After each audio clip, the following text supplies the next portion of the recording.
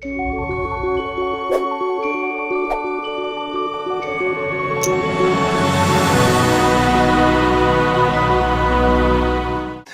we're going to help you reach your peak through mindfulness. Our special guest is Loreen O'Brien. Loreen is a licensed mental health counselor with a private practice in Tampa, Florida, and specializes in working with people who are experiencing severe anxiety, including panic attacks and PTSD. Loreen has also been trained in some of the best techniques to calm the mind and bring overall balance. These include accelerated resolution therapy, EFT tapping, yoga nidra, and various mindfulness approaches, which we are going to talk about. She teaches most of these to the people she works with so they can feel empowered to bring about their own sense of balance and calm. Loreen holds a master level degree in mental health counseling from the University of South Florida, a Master of Divinity from the General Seminary in New York, and a master's degree in educational leadership from the University of West Georgia. Yes, welcome, Loreen. So Hello. We're so excited to have you on our podcast today. So folks, yes, Loreen O'Brien, there is a connection. Not only is she my sister, but I want to share that she's been a great counselor and mentor and coach to me over the years. And I'm so excited to talk to you today, Loreen, to share some of these great techniques of things that you shared with me. And I have watched you help others with in your practice. So welcome. Great. Thanks for letting me be on. All right. Excellent. So why don't we jump right in and talk to everybody about what is mindfulness? Well, the best definition is really from Jon Kabat-Zinn. He is at the University of Massachusetts Medical School, where he has a stress reduction clinic like for a few decades now. And his definition is mindfulness is paying attention on purpose in the present moment without judgment. Perfect. So it's not being just aware or kind of tuning in once in a while. It's paying attention on purpose with intention in the present moment without judgment. I like to talk about what without judgment means. That's the key. So if you do intentionally pay attention in the moment and you're in the now, in the present, you can have a lot of judgment about what's happening in your present moment. I don't like this moment. I wish this moment was different. I don't like the person in front of me. When is this meeting going to be over? You could be present and you could be mindful, but have a lot of judgments about the moment. You could be judging yourself in that moment. A lot could go on in a moment. So mindfulness, I love his definition the best, is paying attention on purpose. Yep. In the present moment without judgment. Okay. So if that's what it is, what is it not? Well, what it is not is an add-on. So it's not something extra you have to do in your day. We got enough to do during the day, like go to work, do our laundry, go grocery shopping. It's not one more thing to do. So it's definitely not an add-on to your day. It's a mindset and a way to integrate your day. So you're going through your day mindfully. You're not, if you say, I'm going to start being more mindful, you're not going somewhere after work to go do a mindful practice. You're doing it throughout your day. So that's one thing mindfulness is not. It's not one more thing to do. It's not an add-on. Some people think it's a religion. It's not a religion. Okay. Although most cultures and religions do have some type of practice or ritual that involves getting in the now. Getting in the present moment. Sure. So that could be through prayer, chanting, meditation. So yes, a lot of religions have ways to cultivate getting in the now, but in and of itself, mindfulness is not a religion. It's not, this is probably the most common thing. People think mindfulness is about spacing out, escaping, or emptying your mind. That's not what mindfulness is. This is about tuning in. Getting connected. Right. It's the exact opposite, really. Yeah. Yeah. The other thing would be more of meditation, which we'll talk about in a second. So basically, no, you are not escaping. You're very much in the present moment, which is hard for people to do. It's not about spacing out. It's not about, I have to empty my mind. It's about tuning in, connecting, being where you are right now, and being able to balance what's going on in you and around you. Because what happens when you are in the moment, if you tune in, your mind is very busy. It has a lot to say, like I said, about the present moment. So it's how to be in the moment differently, how to relate to it differently. So it's not an escape. You're very tuned in. Like you said, Matt, it's totally opposite of that. Another thing, it's not mindfulness, is definitely not meditation. There is a form of meditation called mindfulness meditation. But meditation is an add-on. Okay. Meditation is, gotcha. I'm going to sit down for 10 minutes, 20 minutes, 30 minutes, 45 minutes. I am going to notice when thoughts come, but let them go and focus on my breath. And you really are trying to sink below the thoughts and not even interact with your environment. So in general, that's what meditation is. There are many people doing mindful meditation, and so they are focusing on their breath. Their mind is involved. If the mind is involved in meditation, then it's mindfulness meditation. Okay, so that's really where, so more, when you say like an add-on, I love that. It really helps everybody kind of compartmentalize and get the difference there. But you can do a mindfulness meditation where you are carving out 30 minutes and you're going to really be mindful about your breath or do something that is going to be in that realm. There's other types of meditation, but today we're talking about mindfulness is not this add-on, it's awareness, and it's something that you can practice. So why don't we go into that next? Like, can you give some examples so we can really say, like, how are you mindfully going about your day and everything that you do? Right. What are some examples of that? So that's the big thing. So it's something very simple and not complicated. Some practical ways that you could do mindfulness throughout your day. And this is what I do. I mean, this has been a practice of mine for a long time. And there's some reasons we'll talk later. Why is this worth doing? Why is this beneficial? There's a whole host of reasons why. So some examples of how you would go through your day mindfully. The very first one would be like in the shower. So in the shower, people are thinking all the things they got to do. Right. Oh my God, my time. I get a lot of ideas in the shower. Showers can bring great insight too. That's for sure. But every once in a while, you should have a shower and be in the shower. Be there, be present, and notice the water. So if you were having a mindful shower, you would notice the temperature of the water on your skin. Love it. You would notice the feeling it gives you. You would be so in the present moment. If you're off planning your day, you physically are in the shower, but mentally you are not. Got it. So in a nutshell, that is what mindfulness is. Other ways you could do this, I'm not a cook. I don't like cooking, but I like chopping. Yes. So I'm a good sous chef, So if I have vegetables, I'm chopping and I'm mindfully aware of it while I'm cutting them. I'm noticing I'm cutting the carrots long ways. I notice I'm kind of cutting them evenly. You intentionally are focusing on it. So it can be very relaxing. That's one of the things. But if you are focused intentionally on what you're doing in the moment, you cannot be somewhere else. That's awesome. It's so true. Does that make sense? Yes, that makes total sense. Matt, I know that you're kind of thinking, we've talked about this before. So what Loreen's talking about here, you always do this. Don't you kind of do this when you're hiking or even when you're taking the walk, like you're stopping and noticing? You may be thinking about things, but do you feel like you practice that, when you're out and about? Absolutely. It is really opening your eyes and seeing what's happening in the moment and really appreciating the moment is really, to me, when you're out, doing hiking and stuff. But I mean, as far as mindfulness goes, I mean, I have incorporated that into the business world, all of my career. And really, it's a personal thing too, because it's pretty important to be mindful of your spouse. So that's another part of the whole shebang. So yeah, absolutely. Well, totally. So a lot of people, especially in business, are multitasking, or they believe they're multitasking. There's been evidence of this and some research that says, no, the mind is just very quickly switching from one thing to another. So you think you're doing a bunch of things at once, but you're doing a lot of things probably not at the quality you could be doing them in a short time. So mindfulness, and that's one of the benefits we'll get to in a minute for improved relationships. It's very important to be mindful. That means be with your significant other, the person that your relationship. Yes. Right. When they're talking, you're not saying, well, when they're done, I'm going to say this.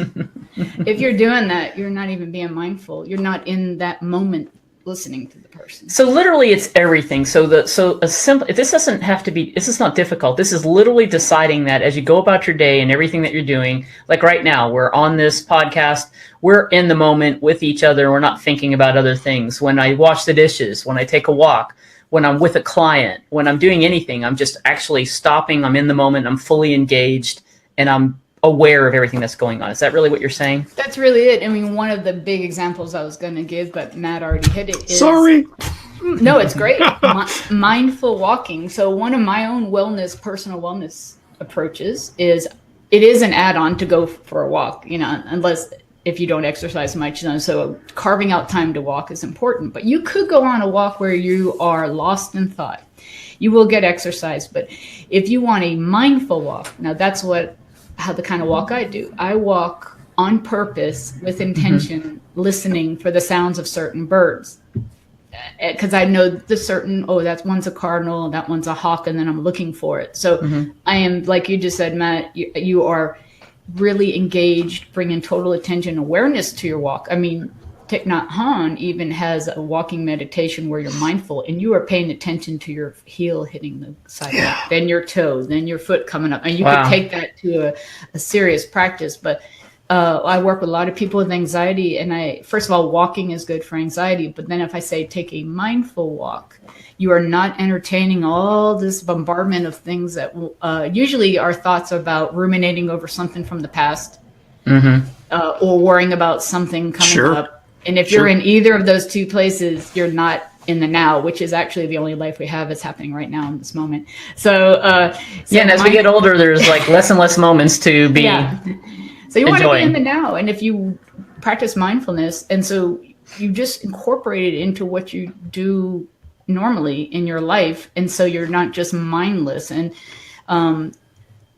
so what are the benefits? You're kind of talking around the benefits. So let's just dig a little deeper into the benefits of just living this way. It's really about a state of being, really living. It's a mindset shift. Basically, it's like, I'm going to be mindful. I'm going to be aware in everything I do today. Intentional too. So intentional. Good. Probably the biggest benefit to cultivating mindfulness, incorporating it seamlessly into your life, it has a huge mental health benefit. And you can see from what I just said, anxiety will go down. This is all proven out in the research. Lessening of depression, you'll see panic going down. And the reason is when we're not mindful, you get swept away by your thoughts. A lot of people see the panic disorder and anxiety problems.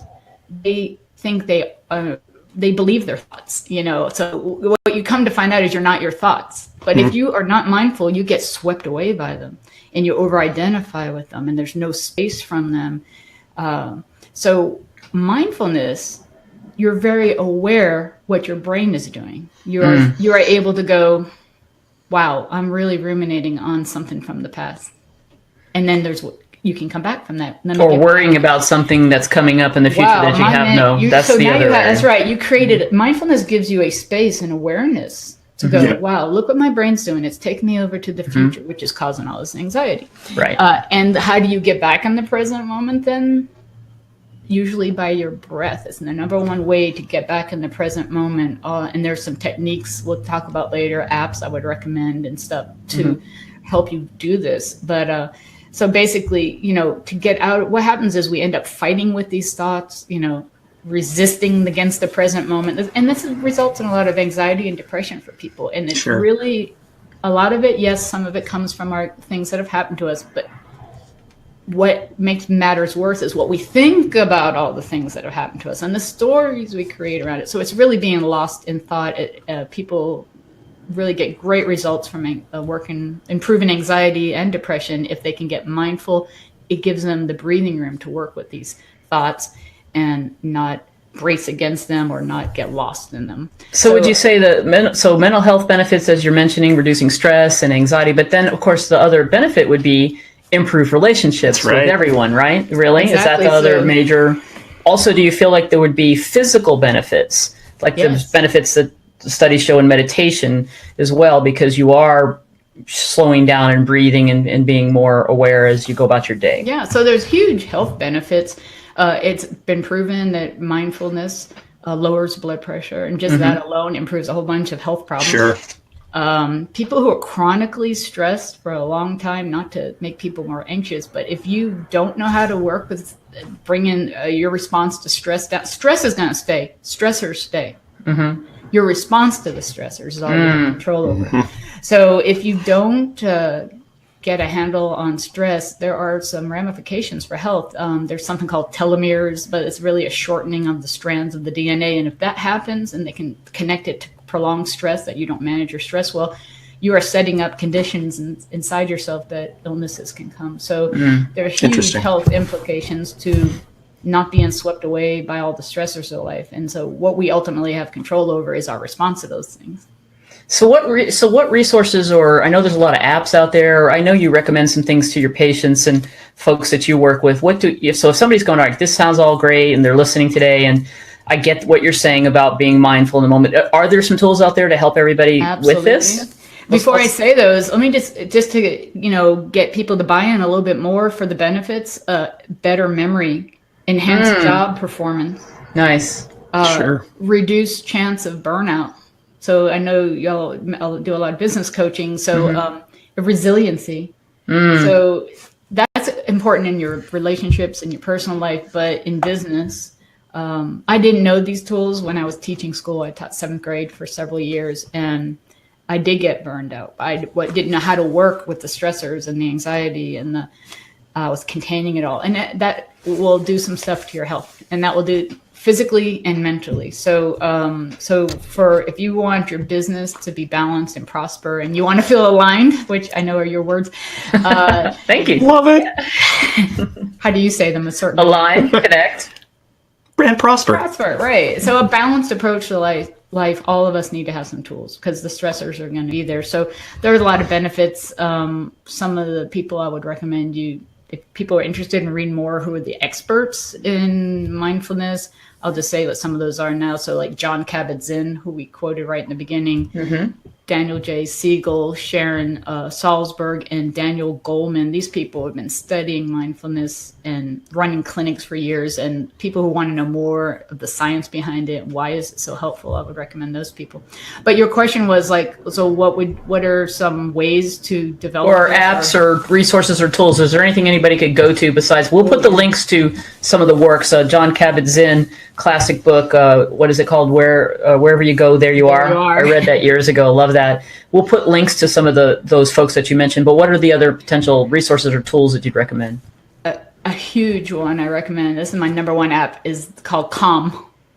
It's voted app of the year this past year by Apple, and there's a free version of it, but it's worth the $5 a month, really, to tell you the truth, because that is such a complex app with people in the field that really know what they're doing. So can I just give an endorsement of that? Actually, yes. Loreen shared that with myself and my siblings. She gave that as a holiday Christmas gift this year. And I have been using it every morning. There's so many things that are in this, but there is a literally 10-minute little mindfulness meditation that start your day off. I use it every single day. And then there's some awesome other guided meditations and so forth in there. But it gets you into a routine. And so I start my day out with that. So thank you very much. So Calm. And not only that, Calm is very calming, for sure. Very calming. And at the end of the day, you can use Calm again, and they have sleep stories. So that's they have helped me go to sleep. I will agree.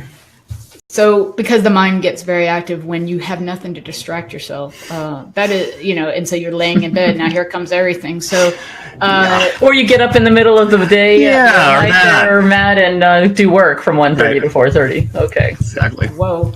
But now this would off to the App Store. We're going to get to the Calm. Yeah. It's great. And I don't fall asleep with earbuds in my ears or strangle myself. I recently got a headband that has Bluetooth speakers in it. Cool. And so I just have this little headband, so when I fall asleep, it's on. So I sleep in a little soft headband. That's a good tip. All right.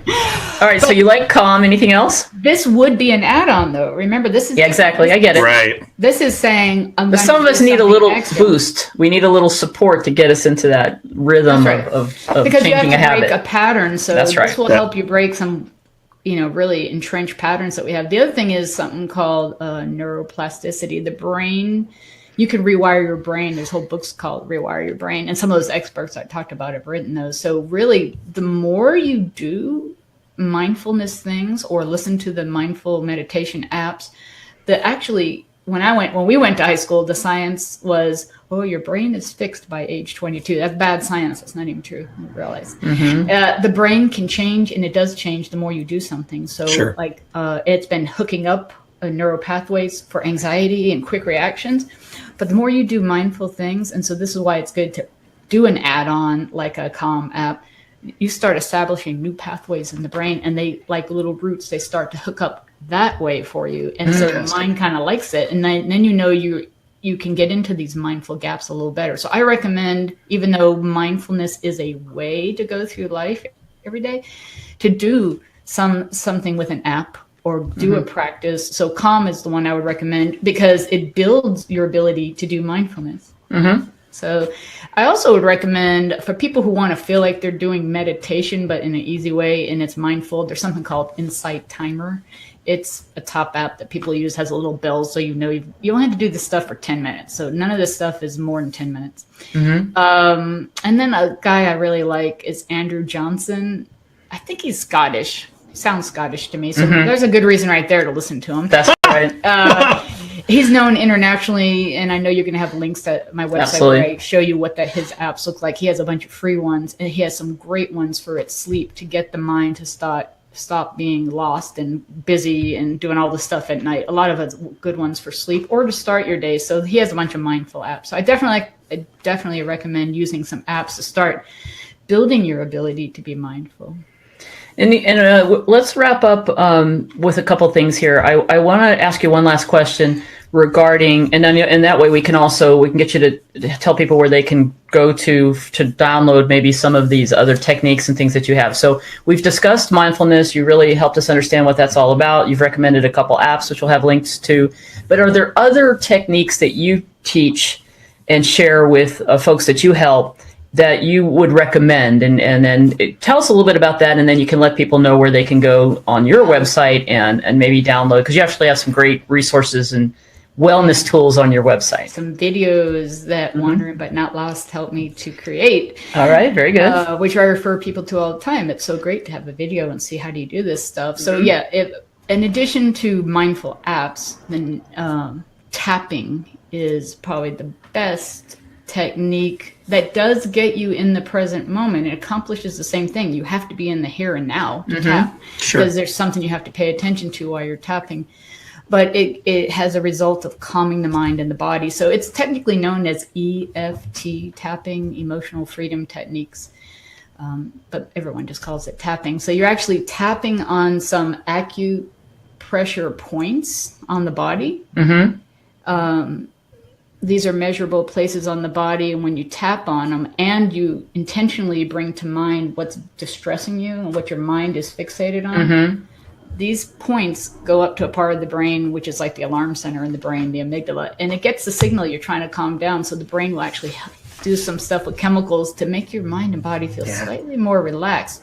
And this is why, on purpose, while you're tapping, you're bringing something to mind that you're distressed about, because by association, as your mind and body gets calmer, the distressing thing calms down a little bit too. Wow. So I use that all the time with people, because you can learn that without going to a therapist. I have people call me and say, do you know that tapping thing? There's a great brother and sister team, and they have a website called thetappingsolution.com, another one called EFT Universe. These people are big leaders in the world of tapping and have been doing, that's like over 100 research studies on tapping. And just to let you know how effective it is, there have been studies to take people's blood before tapping, high cortisol, which is a stress hormone. 3 minutes of tapping, 4 minutes of tapping, take their blood again, cortisol drops. So there's real science. It's so effective that the VA, as of August this year, has allowed it in as one of the techniques to use. Really? The VA? Yeah, it's really hard to get something in the VA. Yeah, no kidding. Exactly. And they took it up this year because it's so effective. So I recommend tapping, and it definitely gets the mind. You can work with your own mind and get it to settle down from stuff instead of being taken off and you're lost in thought again. Another thing is definitely there are great breathing techniques out there. I have one of them on my website. That tapping is on my website too, a video and a handout of how to do it. What's the address? Where do people go? That's wesleychapelcounseling.com. Okay, great. And then there's a tab that's called Wellness Tools. So you'll see a video of tapping there and a little handout you could download so that you could take with you. After people learn it a couple times after tapping, you don't even need the handout. 2 other things I would recommend, though, learn some breathing techniques. Okay. One of them is so simple you could do in the office. Nobody's going to know you're doing it. And that's the belly breathing you learn. Like if you go to a yoga class, really through the nose, pause, out the nose, make your exhale longer than your inhale. That's key. And make sure your abdomen extends out when you breathe. People who are anxious do very high, shallow breathing. Okay. That sends a signal to your brain that something's wrong, by the way. Your brain's like, what's wrong? So that relaxation breath, that actually is on my website too. And maybe you know about something called alternate nostril breathing. That one you probably don't want to do in a business meeting. Might look a little weird. Maybe you do. Maybe you do.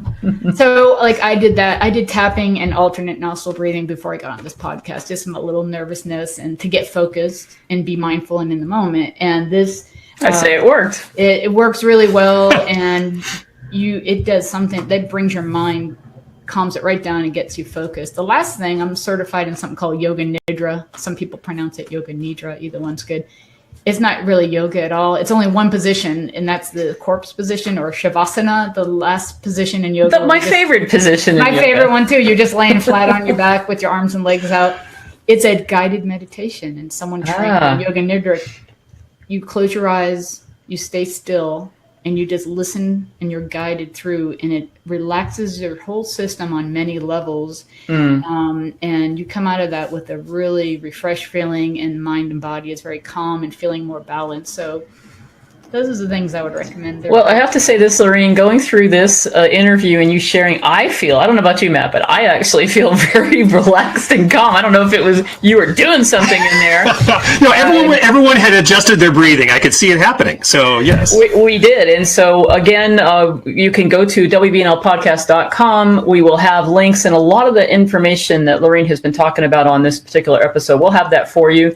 And then we'll have a link to her website where you can definitely watch her videos where she'll share those techniques. She's demonstrating them, and you can download the various handouts and so forth to help you. So thank you very much, Loreen. We really appreciate your insight, and I am more focused on staying the course with this mindfulness and using my app to keep me focused, because I definitely have a tendency to do it just for a moment and then I'm back into the craziness. So it takes a little work to change those patterns, as you mentioned, but I'm in. Matt, I think you're already there. So I'm there. Whatever. It's all good. Okay. Thanks again. Thanks, Loreen. Thank you. All right.